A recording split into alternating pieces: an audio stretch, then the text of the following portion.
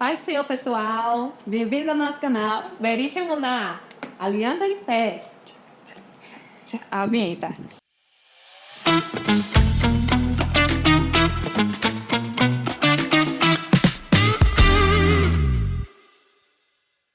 No nosso primeiro vídeo, na verdade, vamos nos apresentar, né? Meu nome é Stephanie. Meu nome é Leila. E hoje, no nosso primeiro vídeo, nós vamos falar sobre a importância do tempo de esperar. E esse tema nós dividimos em 4 subtemas. O primeiro é te preparando para viver a promessa, Te livra dos riscos. esperar faz você viver a promessa no momento exato. E você não esperar que faz ter consequências. E não são consequências ruins. Exatamente. Então, nós vamos falar um pouquinho sobre isso. Porque ao longo da nossa vida nós temos muitos momentos que nós precisamos esperar. Seja no relacionamento, uma porta para se abrir, uma promessa, algo da parte de Deus. Nós vamos viver muitos momentos onde nós vamos precisar esperar. Então nós vamos falar sobre isso. Com base na Bíblia, claro, né? Então, para começar, a gente vai falar sobre a história de José. Em Gênesis 37, versículo 2, vai falar: esta é a história de Jacó. Quando José tinha 17 anos, apacentava os rebanhos com suas irmãs. Sendo ainda jovem, acompanhava os filhos de Bila e os filhos de Zilpa, mulheres de seu pai, e trazia mais notícias deles ao seu pai. A maioria do mundo já conhece a história de José, mas para quem não conhece, a gente vai falar bem detalhadamente, rapidinho. José ele era filho de Jacó, né? O penúltimo filho de Jacó. E era o filho preferido, né? Porque ele era o filho da velhice. E a Bíblia vai dizer que ele tem 2 sonhos. O primeiro sonho é que o feixe dele se levantava enquanto o feixe dos irmãos se prostrava diante dele. E o outro sonho era que o sol e a lua e 11 estrelas também se curvavam diante dele.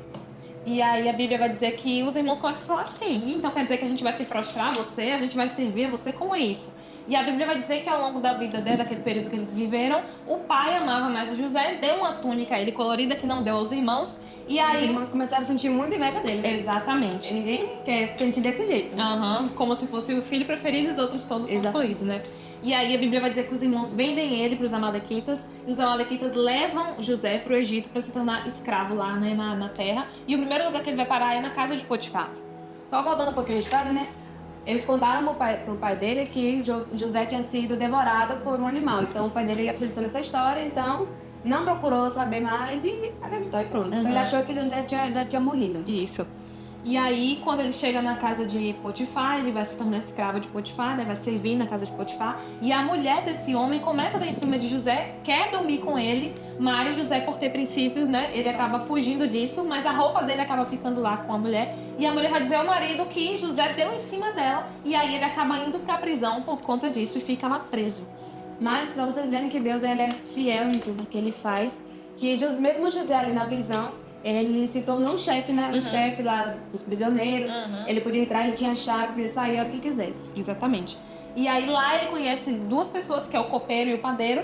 E essas 2 pessoas têm sonhos. E José, ele recebeu da parte de Deus um dom, né? De interpretações. E aí ele interpreta o sonho desses 2. E aí ele diz que ao padeiro ele iria morrer enforcado. E ao copeiro ele iria retornar aos seus trabalhos na casa de Faraó. Só que José fala, quando você for retornar pro seu lugar lá, fale do rei sobre mim, que eu tô aqui, não sei o que, né? Porém, né, o copeiro ele não lembrou, mas a gente sabe que tudo é feito conforme a vontade de Deus. Se fosse da vontade de Deus, que ele tivesse se lembrado daquilo, né? Logo na hora que ele foi pra lá, teria acontecido. Mas Deus, ele tinha planos e ele iria cumprir esses planos mais pra frente. E depois de 2 anos, né? Foi 2 anos.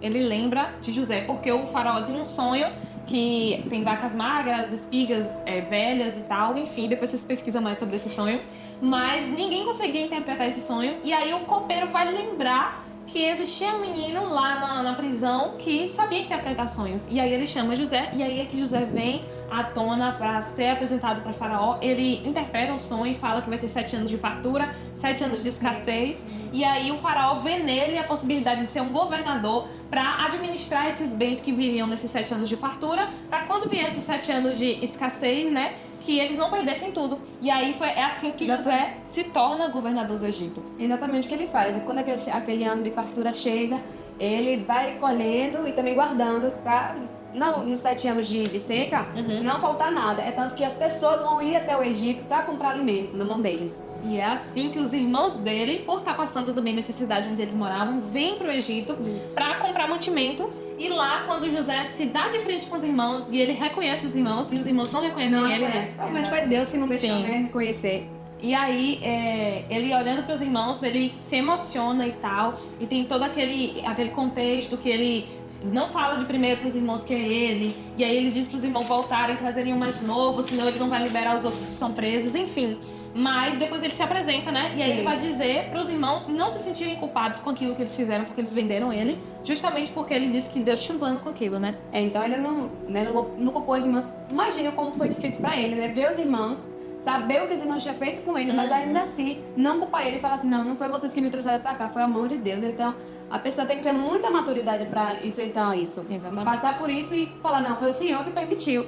Ele poderia ter ficado com raiva de Deus, poderia ficar com raiva dos irmãos, e naquele momento matar todos os irmãos dele. Ele tinha poder pra isso, né? Exatamente, mas ele preferiu não fazer isso e simplesmente confiar em Deus, que os planos deles iam se cumprir. Foi nesse momento que o plano se cumpriu, né? A promessa se cumpriu, que ele teve o sonho lá no início, e que 11 estrelas, o sol, a lua, os feixes iam circular diante dele. Então, quando os irmãos de Faraó, ou os irmãos de José, ele chega no Egito, eles se curvam diante de José. Então, ele já uma promessa se cumpriu. E vale lembrar que quando essa promessa vai se cumprir, José provavelmente já tinha mais de 30 anos. Então, ele teve esse sonho com 17 anos. Mas a promessa só veio se cumprir depois de 13 anos depois. Então, é sobre isso, né, que a gente vai falar, que é o tempo de espera. Então, ele te prepara para viver a promessa, né? Esse é o primeiro subtópico, porque José, com 17 anos, na época que ele estava com os pais, ele não tinha maturidade ainda para viver aquilo que Deus tinha para a vida dele. Ele não sabia do que Deus tinha para a vida dele, ele só descobriu quando estava vivendo, mas ele precisou passar por tudo isso. Então, desde a casa de Potifar, sofrer calúnias, ir para a prisão, interpretar sonhos, ficar mais tempo na prisão, mesmo sabendo que ele poderia sair mais cedo, virar governador do Egito, tudo isso para que ele fosse preparado para aquilo que Deus tinha para a vida dele, né? E lembrar que o tempo de espera não é um tempo perdido. Deus está moldando o seu caráter e te preparando para aquilo que você vai viver de fato, o propósito que Ele tem na sua vida. O segundo ponto que a gente vai falar sobre espera é que o tempo de espera, ele te livra de riscos. Então, lá no livro de Números, capítulo 9, versículo 6, vai dizer assim: alguns homens, porém, estavam cerimonialmente impuros por terem tocado num cadáver, e não puderam celebrar a Páscoa naquele dia. Eles se dirigiram a Moisés e a Arão no mesmo dia e disseram: ficamos cerimonialmente impuros, pois tocamos num cadáver. Mas por que estamos impedidos de apresentar a oferta do Senhor no devido tempo, como os demais israelitas? Moisés respondeu: esperem aqui até eu receber instruções do Senhor para vocês. Então, Deus ele tinha dado a instrução a Moisés para passar para Israel que eles deveriam comemorar a Páscoa no primeiro mês, num determinado dia, se eu não me engano, 14º dia do primeiro mês.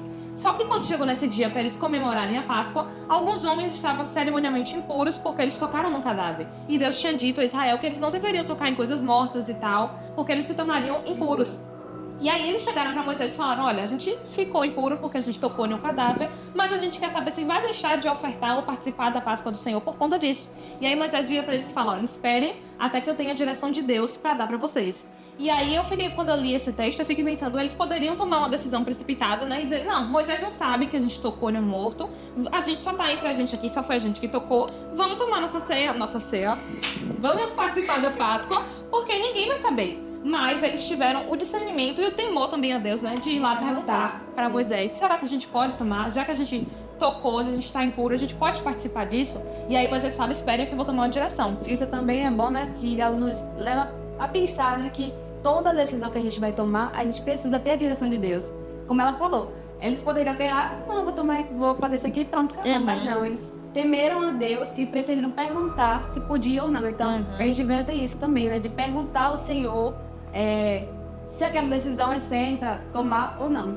E não só perguntar também, mas esperar, né? Que foi o que Moisés falou: esperem aqui que eu vou ter uma direção. Também poderia falar: esperar, ele não esperar nada, não, vou fazer acabou. Moisés está demorando demais, vamos adiantar nosso lado, porque hoje é o dia de comemorar a Páscoa, não é amanhã. Mas eles esperaram, e quando Deus dá a direção, Deus fala: olha, toda vez que uma pessoa tiver próximo à Páscoa e se tornar impuro, ele vai comemorar a Páscoa no próximo mês, naquele não, porque ele estava impuro. E aí ele vai dizer também que, inclusive, se tiver uma pessoa no meio do arraial de Israel que estiver pura, mas não comemorar a Páscoa, aquela pessoa vai ser eliminada do meio do povo. Então a gente vê que as coisas de Deus tinham uma seriedade naquele momento, que se eles fizessem qualquer coisa, eles iam pagar por aquilo, seja com a própria vida ou com outras formas. Então a importância de nós pedirmos a Deus uma direção e saber esperar, porque isso nos livra dos riscos. E o risco que eles foram livrados é justamente da morte, né? Porque eles poderiam participar da Páscoa ali, e aí Deus descia e falava, ó, esses daí tá tudo impuro, que tocou em cadáver, vai tudo morrer. E antigamente era assim mesmo, né? Acabou. Então, quando a gente aprende a esperar o tempo de Deus, nós nos livramos de riscos, inclusive. O terceiro subtópico que vamos falar é o tempo de espera te faz viver a promessa no tempo exato. E essa história que vamos falar agora é a história de Davi. É que a Bíblia vai dizer que quando Saul ele é rejeitado por Deus como rei, Deus escolhe Davi para ser o novo rei e manda Saul para ungí-lo, né? E quando Saul chega na casa de Jessé, ele é o mais novo dos irmãos e ele é ungido a rei. Só que ele só vai viver o cumprimento dessa promessa anos depois, né? Ele era o mais novo e só anos depois, quando Davi já tinha 30 anos de idade, é que ele é ungido rei e oficialmente ele começa o reinado, né?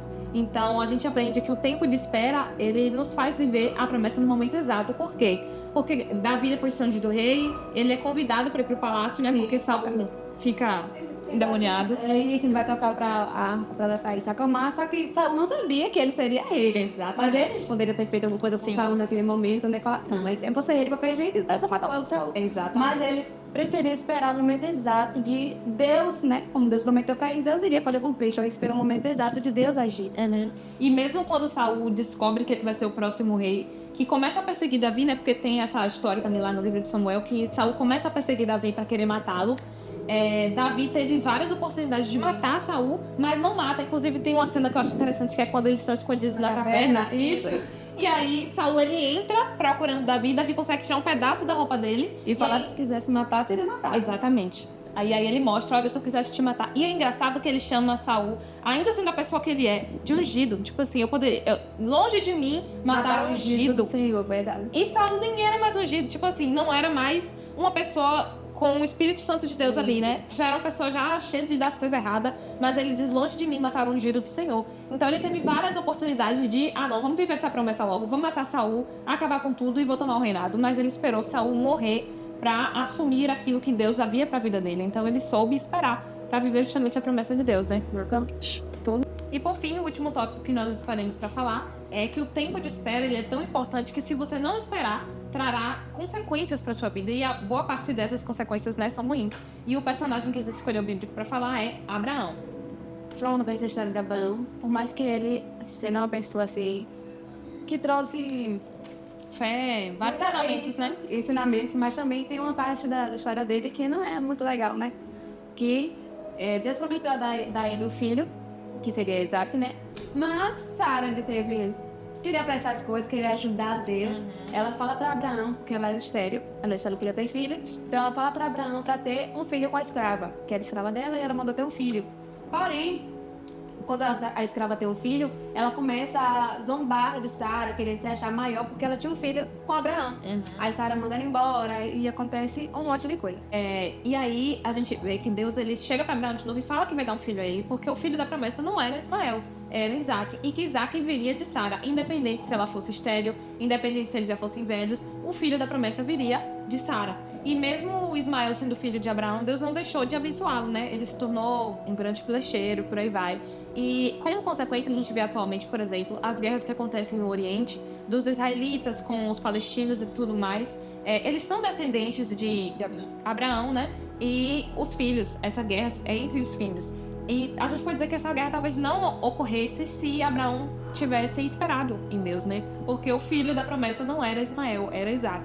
Mas ele tentou ajudar a Deus e acabou que trouxe toda uma questão ali para a família dele. Teve que mandar embora o filho dele com a escrava e por aí vai. Então nós precisamos aprender a esperar a promessa de Deus. Porque Deus ele não precisa da nossa ajuda. Ele precisa da nossa obediência em esperar. Então se ele visse que o filho viria de Abraão com Sara, poderia passar o tempo que fosse, o filho viria de Abraão, Sara. Não precisaria colocar outra pessoa no meio, tentar ajudar Deus de alguma forma, porque Deus em nenhum momento pediu a ajuda de Abraão. Pediu que ele simplesmente confiasse na palavra dele e esperasse, né? Então, muitos problemas na nossa vida a gente consegue evitar se nós simplesmente ouvirmos a voz de Deus e obedecermos. Não sei para esperar, eu espero. Se tem algo que eu preciso fazer, eu preciso fazer, porque aquilo que eu devo fazer, Deus não fará, né? Exatamente. Mas ela falou, né? Não é querer ajudar Deus, porque Deus ele não precisa da nossa ajuda. Claro que a gente não vai ficar parado no nosso campo sem fazer nada. Não, Deus vai fazer isso aqui, não. Ele quer que você haja, mas com obediência, não querer fazer as coisas que é para ele fazer. Então, no caso, era para Deus fazer Sara ter um filho, porque ela era estéril, então Deus é Deus que pode todas as coisas, iria dar um filho a ela. Mas ela quis apressar as coisas e acabou acontecendo tudo o que aconteceu. Aí, antes de finalizar esse vídeo sobre a importância de espera, né? Nós vimos aí vários exemplos bíblicos do que fazer e um do que não fazer, que foi Abraão. Abraão não soube esperar o tempo da promessa de Deus e acabou querendo ajudar Deus ali, colocando outra pessoa no meio da promessa, o que trouxe problemas não só para o tempo dele, como para o nosso atual. Mas nós queremos deixar esses 3 exemplos bons de como esperar e por que esperar, né? Então, Israel, o povo de Israel, aqueles homens ali que se tornaram impuros, eles esperaram a resposta de Moisés e não tomaram nenhuma decisão precipitada que poderia levar eles a consequências ruins. Também temos a história de José, né? Que ele esperou o momento exato, por mais que Deus não tivesse falado com ele diretamente ali, mas mostrou em sonhos o que aconteceria. Ele não quis apressar nada, ele não sentiu raiva de seus irmãos, mas ainda assim ele esperou em Deus e guardou seus princípios e valores.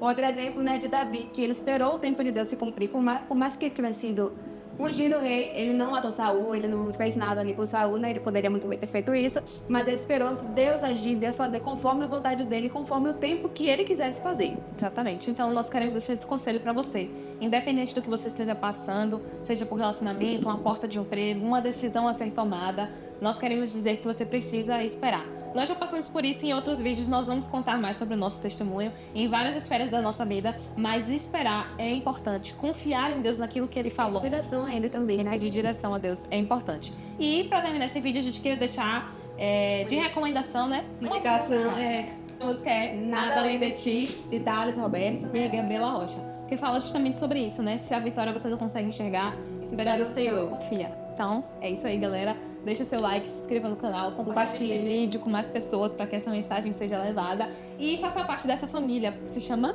Benito. Significa Aliança de Fé. Tchau.